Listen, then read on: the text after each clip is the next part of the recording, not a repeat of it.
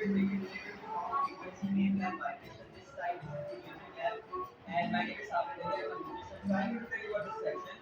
यहाँ पे you can see we have multiple instruments जो कि different categories में divided. So if we have a look to this side first, so you can see some of the musical equipments here are here, and then some of the instruments on this side, and same at the back, कुछ instruments हैं जो different categories and different genres में divided हैं. But particularly, if you have a look at this setup, so this is the DIY setup. What DIY means? Do it yourself. Yes. The idea here is to create किसी instrument के बगैर. So as you can see that I have brought all taking home utensils here, and with the help of these items, you can actually create music. क्योंकि यहाँ पे हर utensil का एक different sound है, वो कोई different sound एक rhythm create करेगा when you play all of them all together. And there is a process of recycling also going on. These items are quite broken, not in good condition.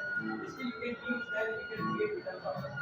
So let's start and let me just play something. What sequence is we have a setup.